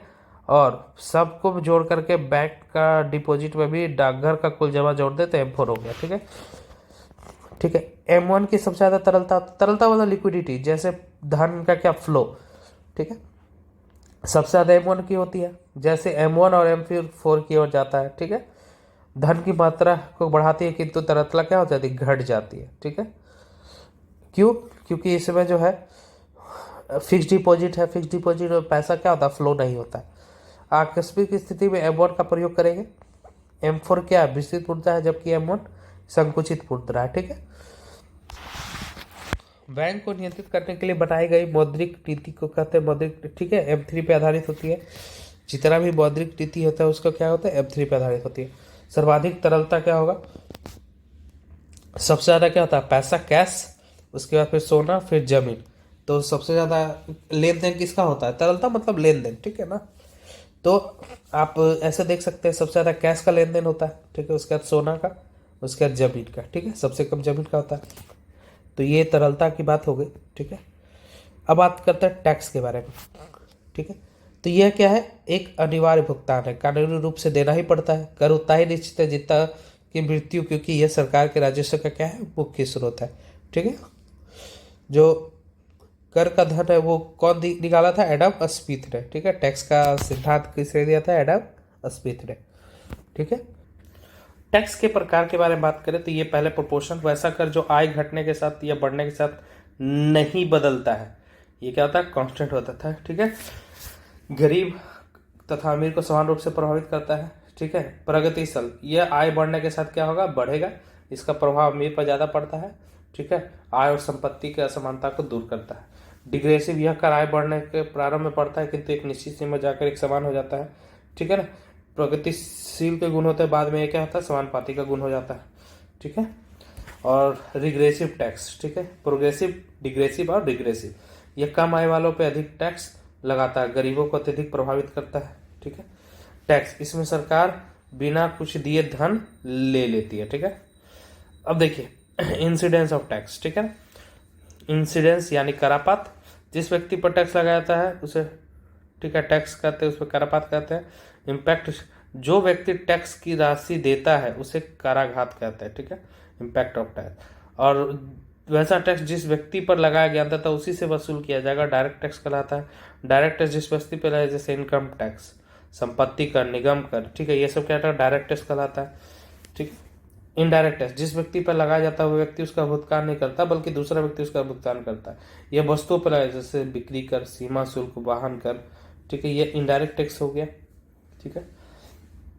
शेष क्या होता है, टैक्स के अतिरिक्त लगाया गया कर क्या शेष क्या कहलाता है, शेष कहलाता है। शेष की धनराशि द्वारा सरकार पड़ोस, शिक्षा, सामाजिक सफाई, सुरक्षा इत्यादि का कार्य करती है, ठीक है, यानी ये टैक्स पे टैक्स लगता है, ठीक है ना, शेष जिसको अधिकार बोलते हैं। निगम कर, ठीक है, कॉर्पोरेट टैक्स, ये सबसे ज्यादा कमाई होता है केंद्र सरकार का, बड़ी बड़ी कंपनी पर लगाया जाता है। ये क्या है, डायरेक्ट टैक्स है। ये मुनाफे के कितना 30% लगाया जाता है। केंद्र सरकार का आय का सबसे बड़ा स्रोत है, जैसे टाटा, बिरला, रिलायंस, ये सब पे 30% टैक्स लगता है। गिफ्ट क्या है, यह प्रत्यक्ष कर है, जबकि 50,000 से अधिक का गिफ्ट मिलता है, ठीक है ना, तो यह टैक्स लगाया जाता है, यह 30% होता है। जैसे केबीसी को 5 करोड़ है तो उसको 3.5 करोड़ रुपए मिलेगा। विवाह समाधि दिए गए उपहार पर टैक्स नहीं लगता है, ठीक है। आयकर, ठीक है, यह प्रत्यक्ष कर है जिसे केंद्र सरकार लगाती है। इनकम टैक्स निगरानी के लिए क्या होता है, पैन नंबर, पैन कार्ड दिया जाता है। भारत में इनकम टैक्स का 4 स्लैब है। पहला, ठीक है ना, ये तुम्हारा ORS है, जिसमें मतलब 0 से लेकर के, ORS नहीं है सॉरी, 0 रुपीज है, ठीक है ना, 0 रुपया से लेकर के 5 लाख रुपए तक का टैक्स क्या है, 0 है, नील। 5 से 10 लाख का कितना है, 20% है, ठीक है, और उसमें 4 शेष है, ठीक है ना, कि क्या क्या है, 0.5% का शेष लगाया जाता है, ठीक है। अब बात करते हैं ये, ठीक है, 10 लाख से अगर किसी की सैलरी 50 लाख तक का है तो उसका 30% लगेगा और उसमें 4 शेष ऐड होगा। 50 लाख से अबव जितना भी रहेगा उस पर भी क्या 30% लगेगा, प्लस 10 का क्या लगेगा, सरचार्ज लगेगा। जैसे सोहन की आय 10 लाख रुपए वार्षिक है, वह 2 लाख अनाथ आश्रम को दान में दे देता है तथा 50,000 का जीवन बीमा करा लेता है। 50,000 वह म्यूचुअल फंड में लगाता है, उसका इनकम टैक्स। तो हम लोग मैक्सिमम सेविंग कितना कर सकते हैं, मैक्सिमम सेविंग कर सकते हैं हम लोग 1.5 लाख तक का, 1.5 लाख तक का कर सकते हैं, ठीक है। ठीक है, मैक्सिमम सेविंग, ठीक है, वो किस तरह से कर सकते हैं वो बताते हैं आगे, ठीक है। तो ये जो है इसका योग्य कितना हो जाएगा, ठीक है, तो कर योग्य आय कितना हो गया, ठीक है, तो 2 लाख, ये 2 लाख अनाथ आश्रम को देता है, ठीक है ना। तो तरीका क्या है, 1.5 लाख तक का मैक्सिमम सेव कर सकते हैं। तो मान लीजिए किसी के यहाँ पे मैं रफ कर लेता हूँ, 10 लाख रुपए है, तो 10 लाख में उसने क्या 1 लाख रुपए, इसने 50,000 का जीवन बीमा, 50,000 का मुनाफा, यानी 1 लाख रुपए जो है सेव कर लिया, यानी टोटल 9 लाख रुपए हो गया, ठीक है। 9 लाख में इसने 2 लाख रुपए का दान दे दिया, यानी टोटल 7 लाख रुपए हो गया, ठीक है। 7 लाख रुपए इस पे इसका टैक्स लगेगा। अब यहाँ पे सरकार ने क्या कि 0 से 5 लाख पे कितना टैक्स है, 0, ठीक है, कितना है, 0% है, ठीक है, 0% टैक्स लगेगा। तो 5 लाख में तो एक भी नहीं लगेगा, तो बाकी बच गया कितना, 2 लाख रुपए। 7 लाख में टोटल इनकम अगर इसका हो गया तो 2 लाख पे इसका कितना परसेंट लगेगा, 20%। 2 लाख पे कितना लगेगा, 20%। और इसमें 4% का एक्स्ट्रा सेस भी है, प्लस कितना है, 4% का एक्स्ट्रा सेस भी लगेगा, यानी 24% हो गया। तो 2 लाख का कितना हो गया, 24%, ठीक है, 24%, यानी 48,000 रुपए का क्या लगेगा, इस पे टैक्स लगेगा। 48,000 रुपए क्या लगेगा, टैक्स, ठीक है। ये अप टू आप 1.5 लाख रुपए बचा सकते हैं टैक्स में, ठीक है। इसके अलावा भी रहता है 50,000 रुपए का इसमें, ठीक है। 2-3 चीज और होती है, वो मैं आगे बताऊंगा, ठीक है। स्टैंडर्ड डिडक्शन जिसको बोला जाता है, ठीक है, 2 लाख रुपए आप सेव कर सकते हैं टोटल, ठीक है। तो वो सब भी होता है। इसमें 48,000 रुपए का क्या कर सकते हैं आप, टैक्स देंगे, ठीक है। ठीक है, तो ये हो गया आपका, ठीक है। तो ये 2 लाख रुपए, ये आपका 2 लाख रुपए पे ही कितना परसेंट, 20% लगेगा डायरेक्ट टैक्स और 4% का सेस लगेगा, ठीक है। चलिए अब आगे बात करते हैं, ठीक है। इनकम टैक्स का ब्यौरा देने के लिए, ठीक है, इनकम टैक्स का ब्यौरा देने के लिए क्या है, कंप्यूटेशन बनाना पड़ता है, ठीक है ना।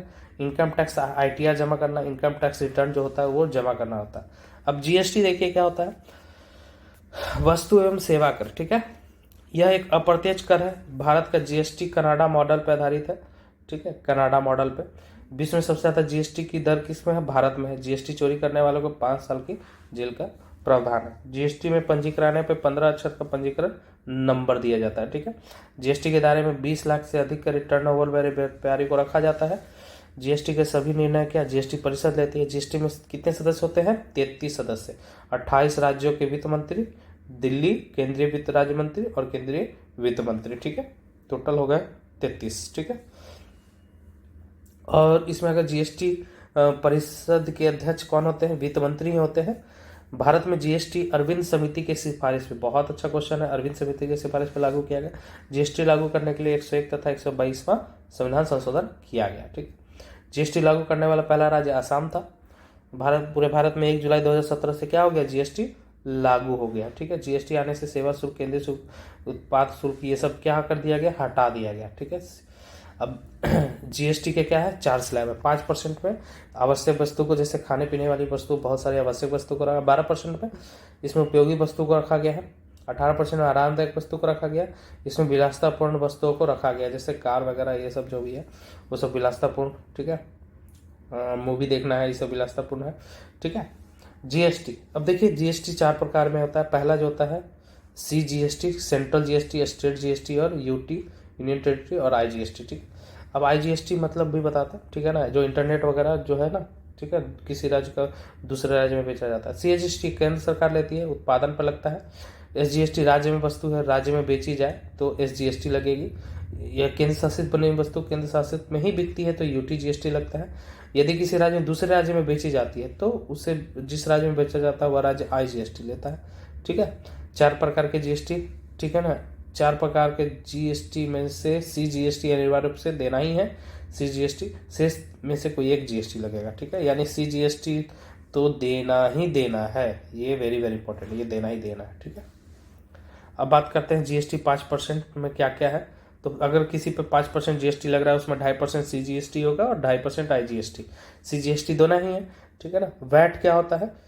Value added tax. इसका सबसे पहले क्या फ्रांस में अपनाया गया था, भारत में इसे, ठीक है ना, एलके झा समिति ने सिफारिश पे लागू किया गया। अप्रत्यक्ष कर है, इसे बिक्री पे क्या होता है? राज्य सरकार ले लेती थी, ठीक है। सेंट्रल वैल्यू एडेड, ठीक है, 7 केंद्र उत्पादित कर लेती थी। कैबिनेट अप्रत्यक्ष या वैट टैक्स को सबसे पहले 2005 में हरियाणा ने माना था, जबकि अंत 2008 यूपी ने माना, ठीक है। सर्विस टैक्स यह राज्य सरकार लेती थी। 1994-95 में लाया गया था। वर्तमान में वैट, ठीक है, और सर्विस टैक्स समाप्त करके जीएसटी लाया गया, ठीक है, ओके। वैसा पैसा जो ब्लैक मनी का था, जो सरकार को नहीं दिया जाता है, इससे कुछ टैक्स जिस केंद्र सरकार लगाती है तथा कुछ जो है राज्य सरकार जो है केंद्र सरकार लगाती है तथा केंद्र सरकार ही उपयोग करती है, जैसे निगम कर, सीमा शुल्क, ठीक है। कुछ टैक्स केंद्र सरकार लगाती है तो केंद्र दोनों मिलकर रख लेते हैं, जैसे उत्पाद शुल्क, इनकम टैक्स। कुछ टैक्स केंद्र सरकार लगाती है किंतु राज्य सरकार को दे देती है, जैसे विज्ञापन कर, ठीक है। कुछ कर राज्य सरकार लगाती है और राज्य सरकार रख लेती है, कृषि, परिवहन। कुछ राज्य सरकार लगाती है और राज्य सरकार ही रख लेती है, ठीक है। स्थानीय सरकार के कारण इसे पंचायत, नगर पालिका का लोग लेते हैं, जैसे मालगुजारी, भवन, खेती, चुंगी, ठीक है।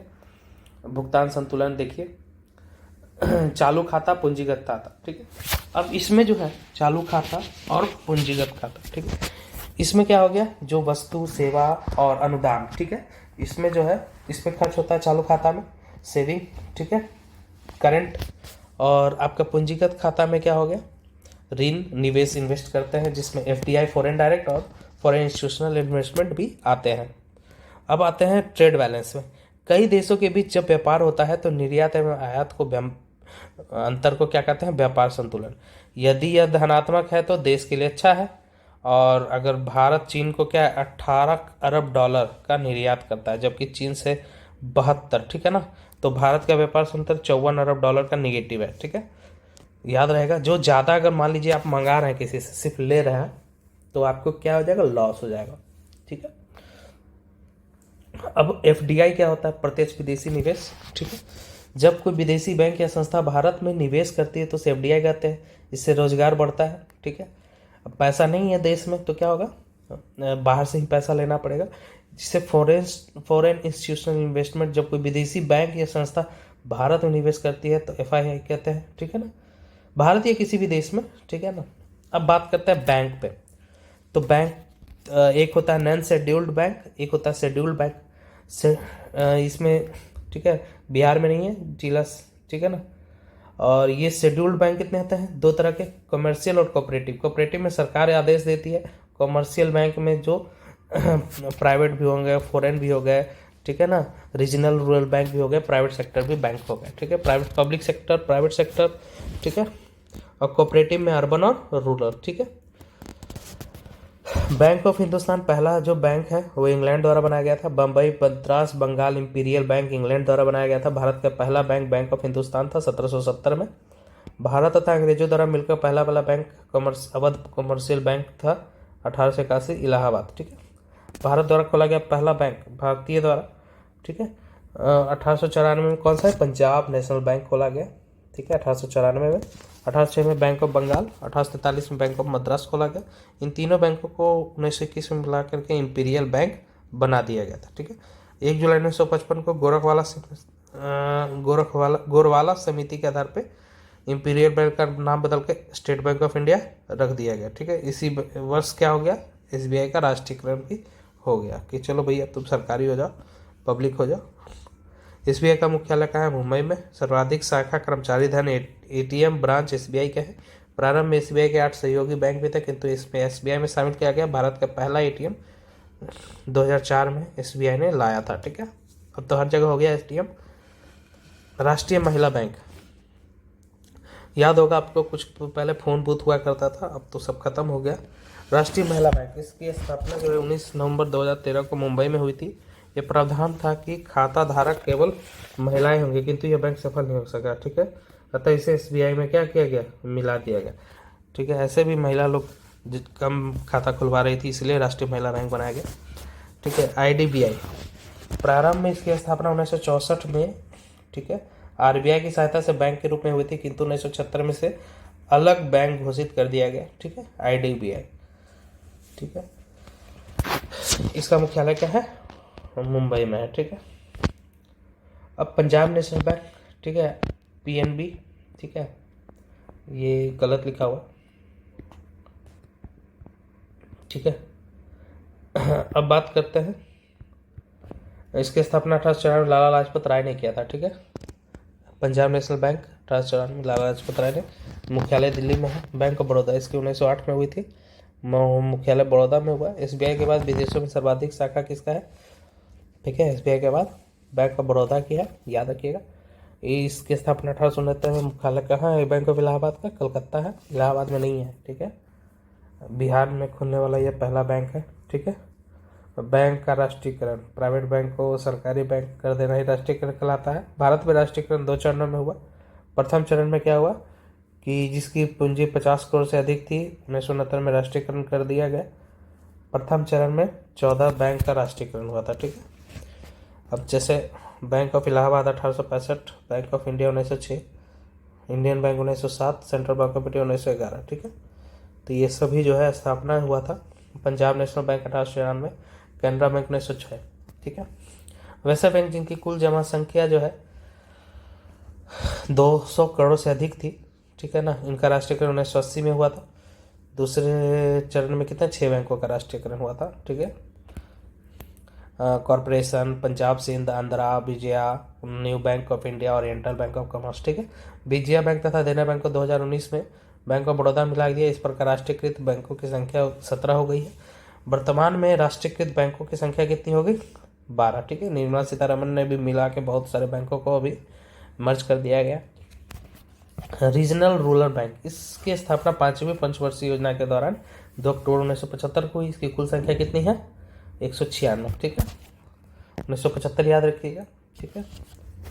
अब सर्वाधिक जो है RRB जो है उत्तर प्रदेश, गोवा, सिक्किम में नहीं है, ठीक है। सबसे ज़्यादा कहाँ है regional bank, rural regional bank Uttar Pradesh में, गोवा, सिक्किम में नहीं है। 1987 में लेकर केलकर समिति की सिफारिश पर लिया गया कि RRB की संख्या अब नहीं बढ़ेगी, केवल शाखाएं बढ़ेगी, ठीक है ना। तो RRB बैंक की कुल संख्या 196 है, ठीक है ना। RRB का उद्देश्य ग्रामीण किसानों को सस्ता ऋण उपलब्ध कराना है। RRB में 50% हिस्सेदारी किसकी होती है, केंद्र की होती है। 15% हिस्सेदारी राज्य की होती है, 35% की प्रमोशनल बैंक की होती है। प्राइवेट बैंक या बैंक आरबीआई के अधीन काम करते हैं, ठीक है।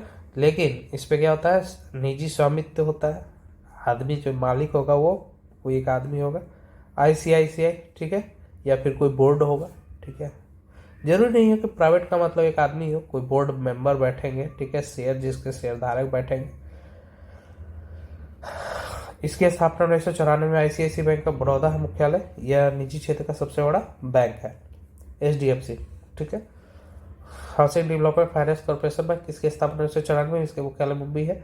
यह निजी क्षेत्र का दूसरा बड़ा बैंक है। सुविधा देने के वाला भारत का सबसे बड़ा बैंक है। एक्सिस 1994 में, इसका मुख्यालय अहमदाबाद है। यह निजी क्षेत्र का तीसरा बड़ा बैंक है। यूटीआई बैंक के नाम 2007 में एक्सिस कर दिया गया था, ठीक है। यूटीआई, ठीक है, यूटीआई के 1964 में थी। 1994 में यूटीआई को दो भागों में बांट दिया गया, यूटीआई म्यूचुअल फंड और यूटीआई बैंक, ठीक है, ठीक। एग्जिम बैंक, यह बैंक केवल आयात निर्यात के लिए केंद्र सरकार का क्या करती है, धन उपलब्ध कराता है, ठीक है, तथा इसे एक्सपोर्ट इंपोर्ट बैंक भी बोलते हैं, ठीक है। एग्जिम एक्सपोर्ट बैंक, ठीक है, केंद्र सरकार को ये पैसा देती है। नाबार्ड क्या है, इसकी स्थापना 12 जुलाई 1982 को हुई। इसका मुख्यालय मुंबई है। यह एक वित्तीय संस्था है, ठीक है। एटीएम क्या होती है, इसकी खोज 1967 में जॉन सेकंड ने किया था। भारत में 2004 में एसबीआई लाए। कोच्चि के झंकार ने स्टीमर में लगाया गया था, ठीक है, झंकार। अकाउंट, अब देखिए कितने तरह का अकाउंट होता है, ठीक है। DD demand deposit, recurring deposit, fixed deposit, current account और सेविंग अकाउंट, ठीक है। अब ये डिमांड डिपॉजिट क्या होता है, जमा को कभी भी निकाला जा सकता है, ठीक है। चालू खाता में क्या होता है, करंट अकाउंट है। बिजनेस के लिए जिसमें अधिकतम लेन देन की सीमा नहीं होती, इस पर ब्याज नहीं मिलता है। बचत खाता छोटे मोटे बचत के लिए होता है, इसमें अधिक धन नहीं रख सकते, इसमें अधिकतम लेन देन की सीमा निर्धारित होती है। इस पर भी क्या आता है, 4% का ब्याज दिया जाता है, ठीक है। रिकरिंग डिपॉजिट क्या है, इसमें एक निश्चित धनराशि को निश्चित समय के अंतराल के लिए जमा किया जाता है। इसमें लगभग कितना होता है, 6% का, ठीक है, ब्याज होता है, ठीक है। फिक्स डिपॉजिट एक निश्चित देर के लिए एक ही बार में इसको जमा करना रहता है। एफडी क्या होता है, 7 से दिन से 10 साल तक के लिए जमा हो सकता है। इस पर लगभग 10% का ब्याज मिल सकता है, ठीक है ना। एक अकाउंट में रखे धन को निकालने का एक साधन, ठीक है। चेक क्या है, साधन है निकालने का, पैसा निकालने का, ठीक है। अब आगे बात करते हैं बीमा। भारत में बीमा की सबसे बड़ी कंपनी कौन सी है, एलआईसी है।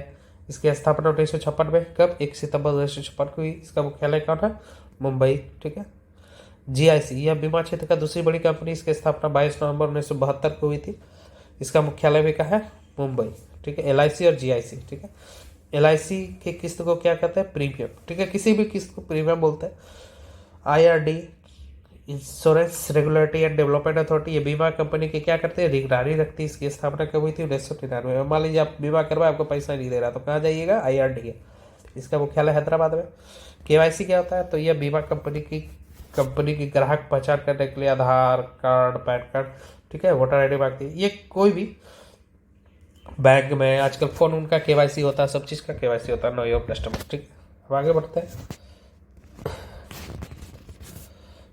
आरबीआई, यह बैंक ऑफ इंडिया, ठीक है, 1934 में गठित हिल्टन यंग की सिफारिश पे आरबीआई का गठन हुआ था। हिल्टन यंग, ठीक है, 1935, 1 अप्रैल 1935 को आरबीआई का गठन हुआ था। हिल्टन यंग आयोग ने इसे केंद्रीय बैंक का भी दर्जा दिया था। इसका पहला अध्यक्ष कौन थे, ऑसबर्न स्मिथ थे। पहला भारतीय अध्यक्ष कौन थे, सीडी देशमुख। और अभी कौन है वर्तमान में, शक्तिकांत दास है, ठीक है, अभी कौन है, शक्तिकांत दास। आरबीआई की स्थापना 100 के 5 लाख शेयर मिलाकर, किंतु आज 1949 में इसका राष्ट्रीयकरण कर दिया गया था। कब हुआ था इसका राष्ट्रीयकरण, 1949 में, 1 जनवरी 1949 को क्या कर दिया गया था, राष्ट्रीयकरण। इसका मुख्यालय मुंबई है, जिसके 4 क्षेत्रीय कार्यालय हैं, दिल्ली, मुंबई, चेन्नई, कोलकाता। इसका विदेश में कार्यालय कहाँ है, लंदन में। आरबीआई हर एक राज्य के वित्तीय लेन देन को देखती है, किंतु जम्मू कश्मीर के लेन देन को एसबीआई देखती है, ठीक है। जम्मू कश्मीर में कौन देखती है, एसबीआई। आरबीआई का लेखा जोखा 1 जुलाई से 30 जून तक रहता है। वित्तीय वर्ष आरबीआई का क्या होता है, 1 जुलाई से 30 जून, ठीक है।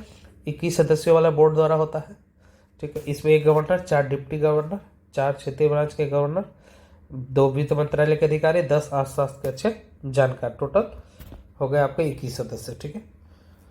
अब बात करते हैं आरबीआई का क्या कार्य है। सरकारी बैंकर के रूप में कार्य करना, अंतर्राष्ट्रीय मंच पर भारत का प्रतिनिधित्व, आर्थिक आंकड़े जारी करना, मुद्रा का एक्सचेंज करना, बैंकों पर नियंत्रण, शाखा नियंत्रण, नोट का निर्गमन। ठीक है। अब आते हैं ग्रेडिएट कंट्रोल। क्या होता है शाख नियंत्रण? बाजार की तरलता, लिक्विडिटी, लेन देन को नियंत्रित करना शाख नियंत्रण करता है। इसके लिए आरबीआई क्या करती है? एक मौद्रिक नीति को अपनाती है। मौद्रिक नीति के अंतर्गत क्या होता है? MSF, repo rate, bank rate, CRR, SRR, ठीक है, खुले बाजार की नीति, ठीक है, ये सब प्रस्तुत करती है। अब ये एमएसएफ क्या होता है? Marginal standing facility. आरबीआई बैंकों को एक दिन के लिए जिस ब्याज दर पर ऋण देती है उसे एमएसएफ कहते हैं। ठीक है। रेपो रेट बैंकों को 2 से 14 दिन के लिए जिस पर ऋण देती है उसे रेपो रेट कहते हैं। यह लगभग 6% है। ठीक है, लगभग 6%। बैंक रेट, आरबीआई 14 दिन से अधिक के लिए, ठीक है ना, दीर्घकालिक जिस पर ब्याज दर ऋण देती है उसे कहते हैं। पैसा कौन देगी? आरबीआई। ठीक है, बैंक रेट, क्योंकि नोट कौन छापता है? आरबीआई छापता है। ठीक है, बैंक रेट कहते हैं। एमएसएफ से बड़ा होगा रेपो रेट, रेपो से होगा बड़ा रेट। ठीक है। अब रिवर्स रेपो रेट, जब बैंक अपना अतिरिक्त धन आरबीआई के पास रखता है, मान लीजिए बैंक के पास बहुत सारा धन हो गया तो आरबीआई के पास दे दिया, तो आरबीआई द्वारा क्या देता है? ब्याज दिया जाता है, उसे रिवर्स रेपो रेट कहते हैं। CRR, cash reserve ratio. अब ठीक है, नगद आरक्षित अनुपात, बैंकों को अपने कुल जमा का कितना? 4% किसके पास है? आरबीआई के पास रखना होता है। मान लीजिए आपके पास बहुत सारा पैसा, तो उसका 4% आप किसके पास रखिए? आरबीआई के पास। मान लीजिए अब लेके भाग जाएगा, पैसा नहीं दीजिएगा, तो आरबीआई क्या करेगा? वही 4% देगा उसको। ठीक, और ये क्या करेगा? आरबीआई इस पर ब्याज भी नहीं देगा। ये रिजर्व पैसा है, ये क्या है? Cash reserve ratio. ठीक है, आपके पास जितना जो कुल जमा का कितना देना है? 4% देना है। एसएलआर, अब ये स्टैट्यूटरी लिक्विडिटी रेशियो होता है। अब जितना आपके पास लेन देन है उसका, ठीक है ना, उसको कुल जमा का लगभग 22% अपने पास रखना होता है। ठीक है ना, ताकि मान लीजिए कभी भी कैश खत्म हो गया, अब पूरा लेन देन में मान लीजिए कोई आया, पूरा पैसा निकाल करके चला गया, अब कहेगा बैंक में पैसा ही नहीं है, तो 22% उसको क्या रखना पड़ेगा? रिजर्व रखना पड़ेगा। ठीक है, खुद के पास रखना रहता है, एसएलआर बोलता है। 20 से 40% तक हो सकता है एसएलआर। ठीक है, 20 से 40% के पैसा रखना पड़ेगा। पीएलआर, बैंकों को जिस दर पे ब्याज मिलता है, ठीक है ना, ग्राहकों को जिस पे ब्याज देती है उसे पीएलआर। पीएलआर मतलब प्राइमरी लैंडिंग रेट। ठीक है ना, मतलब ये हम लोग को जिस रेट पे मिलता है। बेस रेट, बैंक को अपने चुनिंदा ग्राहक को न्यूनतम ब्याज पे देते, उसे बेस रेट बोलते हैं। ठीक है, तो हम लोग को लोन किस पे मिलता है? पीएलआर पे। ठीक है, और बेस रेट जिस पे सबसे कम से कम जो है ब्याज। तो अब ये बेस रेट हो गया। नगद पैसा को तरलता कहा जाता है। ये अर्थव्यवस्था के लिए क्या होता है? सबसे घातक। जो भी सबसे ज़्यादा नगद पैसा है उसको, ठीक है, घातक माना जाता है। अब मुद्रास्फीति क्या है? तरलता बढ़ जाने से क्या होती है? मुद्रास्फीति बढ़ जाती है। इससे महंगाई क्या हो जाती है? बढ़ जाती है। बाद में बहुत ज़्यादा कैश आ गया तो क्या आ गया? मुद्रास्फीति हो जाएगी। तरलता, मुद्रास्फीति, मुद्रास्फीति और महंगाई। ठीक है, और रेपो, सीआरआर, एसएलआर क्या होता है? ये इन्वर्सली प्रोपोर्शनल होता है तरलता का। ठीक है, अब ये क्या होता है? नॉर्मलाइज इफेक्टिव एक्सचेंज रेट का निर्धारण कौन करती है? आईएमएफ करती है। ठीक है, एनईआर का। इसके द्वारा मुद्रा एक दूसरे मुद्रा से तुलना किया जाता है। ठीक है, डॉलर का एनईआर 70 होता है। ठीक है ना, एनईआर का संबंध बैंकिंग से नहीं, खुले बाजार की नीति। अब क्या है कि प्रभुतियों की खरीद बिक्री खुले बाजार की नीति कहलाती है। यह मौद्रिक नीति का ही हिस्सा है। इसके अंतर्गत बॉन्ड, पेपर, एलआईसी एक्सेट्रा को रखते हैं। जब सरकार प्रतिभूतियों को बेचती है तो तरलता घट जाती है। काला धन की अधिकता से मौद्रिक नीति अधिक प्रभावित हो जाती है। इस कारण मोदी जी ने क्या कर दिया? नोट ही बदल दिया। ठीक है ना, काला धन को समांतर अर्थव्यवस्था भी कहते हैं। नोट का निर्गमन, 1 रुपए के नोट पे कौन साइन करता है? वित्त सचिव। ठीक है, जबकि उसके ऊपर के मूल्य को आरबीआई का गवर्नर करता है। नोट जारी करने के लिए आरबीआई के आरक्षित कोष प्रणाली को अपनाती थी, जिसके तहत आरबीआई ने 400 करोड़ रुपए का मूल्य रखना रहता था, जिसमें 215 करोड़ रुपए का क्या है? ठीक है ना, 400 करोड़ रुपए का मूल्य रखना था, जिसमें 200 करोड़ रुपए का मूल्य का भारतीय रुपया या सोना रखा जाता था, जबकि 185 करोड़ में विदेशी मुद्रा रखा जाता था। ठीक है, वर्तमान में आरबीआई नोट छापने के लिए न्यूनतम आरक्षित कोष प्रणाली को अपनाती है। इसके तहत आरबीआई ने 200 करोड़ रुपये रखना होता है, जिसमें 115 करोड़ रुपए का भारतीय रुपया या सोना होता है। ठीक है, 400 करोड़ से घटा के 200 करोड़ कर दिया, जबकि शेष 85 करोड़ रुपए का विदेशी मुद्रा रखनी होती है। भारत के नोट छापने के 4 प्रेस है, जिसे देवास न्यासिक की प्रेस केंद्र सरकार के अधीन है, जबकि हैदराबाद तथा सहभाती के प्रेस आरबीआई के अधीन है। ठीक है, 2 आरबीआई के पास है, 2 केंद्र सरकार के पास है। देवास प्रिंटिंग प्रेस मध्य प्रदेश, ये केंद्र सरकार का सबसे बड़ा, ठीक है, नोट है। इसे बैंक नोट प्रेस भी कहते हैं। इसमें 20, 50, 100, 500 के नोट छपते हैं देवास में, ठीक है, मध्य प्रदेश में। नासिक में क्या है, करेंसी नोट प्रेस कहते हैं। इसमें 10, 50, 100, 500, 2000 के नोट छपते हैं।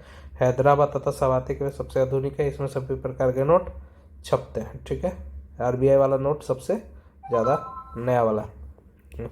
मिंट टकसाल, सिक्का बनाने वाली मशीन को टकसाल बोलते हैं।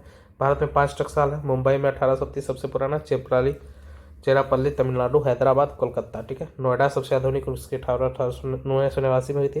कलकत्ता टकसाल भारत रत्न तथा देश शेष पदक एवं तमगा बनाता है। ठीक है, भारत रत्न कलकत्ता के टकसाल में बनती है। मुद्रा किसी वस्तु के विनिमय में काम आती है, एक्सचेंज में। यह 2 वस्तु के अंतर का स्पष्ट करती है। यह गुणवत्ता की पहचान कर सकती है। मुद्रा, अब धातु मुद्रा, इससे क्या होता है, आंतरिक मूल्य होता है। ठीक है, अर्थात धातु की अहमियत होती है, इसमें टूट फूट होने पर मूल्य का अंतर नहीं होता है, जैसे सोना चांदी का सिक्का। ठीक है, इसमें टूट फूट हो भी जाए तो इसका मूल्य का ह्रास नहीं होता है।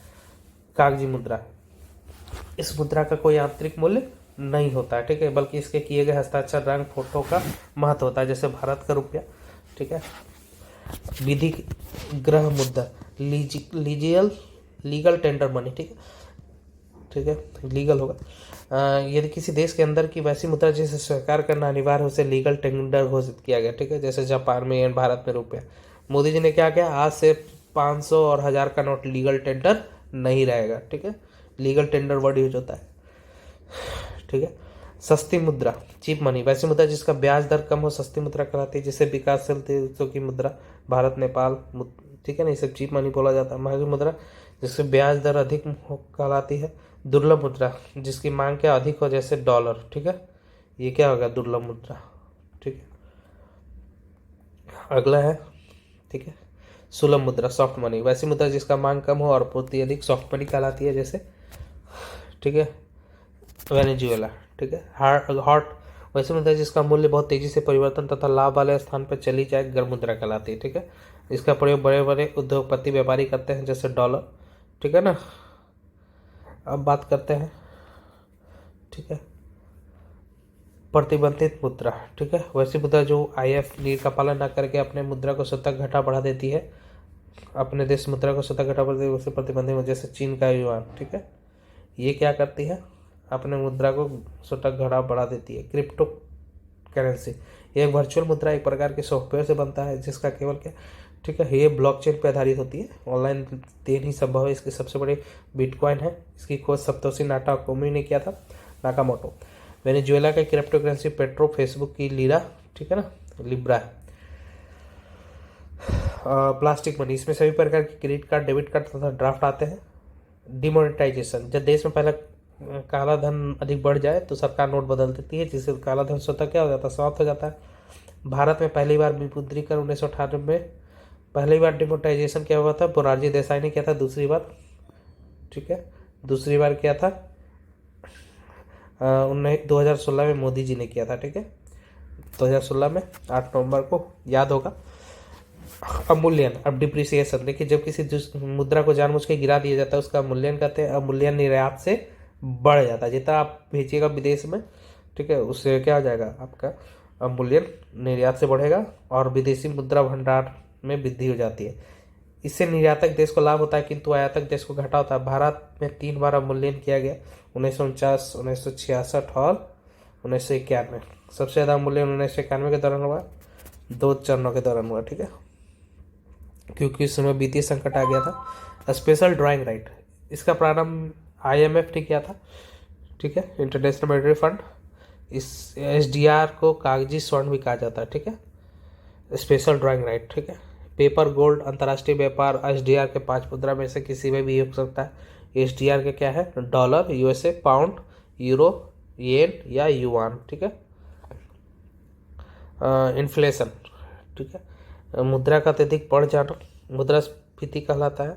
मुद्रास्फीति के कारण महंगाई बढ़ जाती है। तरलता के आधार पर मुद्रास्फीति को 4 भागों में बांटते हैं। ठीक है, रेंगती हुई, चलती हुई, दौड़ती हुई या अति मुद्रास्फीति। ठीक है, लागत प्रेरित मुद्रास्फीति, इस पर लागत बढ़ जाता है जिसके कारण क्या होता है, महंगाई बढ़ जाती है। जैसे कोयला का रेट बढ़ने से चाय का महंगा होना, ठीक है ना, कोयला का रेट बढ़ने से बिजली महंगा हो जाएगा। मांग प्रेरित, इसमें क्या होता है, मांग के बढ़ जाने से ठीक है ना, महंगाई बढ़ती है। जैसे लगन में डीजे, ठीक है। लागत प्रेरित मुद्रास्फीति अत्यधिक क्या होता है, खतरनाक होती है, क्योंकि यह अस्थायी होती है। मुद्रास्फीति में मुद्रा का बढ़ जाना जिसके कारण कार्य शक्ति की मांग तथा महंगाई क्या होती है, तीनों बढ़ जाती है, किंतु मुद्रा का क्या हो जाता है, मूल्य घट जाता है। अब मान लीजिए कि 100 रुपये में जो चीज़ मिलता था वो चीज़ अब 200 रुपये में, तो क्या हो रहा है, इस पर मुद्रा का मूल्य घट रहा है, ठीक है। जिसके कारण रोजगार पर भी व्यक्ति लगा तो बाजार की कीमत पर रोजगार नहीं पा पाता है और बेरोजगारी का स्तर बढ़ जाता है। मुद्रास्फीति से लाभ क्या होता है भाई, तो ऋणी को होता है, किसान, उद्योगपति, ठीक है ना, जिसमें व्यापारी, प्रवर्तित आय वाला व्यक्ति। और हानि किसको होता है, लेनदार को, जो लेता है, स्थिर आय वाला व्यक्ति, ठीक है, उसको क्या होता है, मुद्रास्फीति से हानि हो जाता है, महंगाई बढ़ गई। मुद्रास्फीति रोकने के लिए क्या होता है, अपस्फीति कहते हैं, ठीक है। इसे रोकने के लिए प्रतिभूति की बिक्री उत्पादन को क्या करना चाहिए, बढ़ा देना चाहिए तथा मौद्रिक नीति को कठोर कर देना चाहिए। मंदी वो स्थिति है जिसमें तरलता अत्यधिक क्या हो जाती है, घट जाती है, जिस कारण व्यापार प्रभावित होता है। अधिक देर तक मंदी रहने से अर्थव्यवस्था पर नकारात्मक प्रभाव पड़ता है। स्टैगफ्लेशन, ठीक है, जब मंदी और मुद्रास्फीति दोनों एक साथ हो जाए तो उसे स्टैगफ्लेशन कहते हैं, ठीक है। इस स्थिति में पहले मंदी को ठीक ठाक करने के लिए तरलता बढ़ा दिया, तो उसके बाद मुद्रास्फीति को क्या करते हैं, ठीक करना चाहिए, ठीक है। अब ये खत्म हो गया। ओके दोस्तों, थैंक यू, धन्यवाद। नेक्स्ट वीडियो में फिर से मिलते हैं किसी नए टॉपिक के साथ। चैनल को लाइक और सब्सक्राइब जरूर कीजिएगा।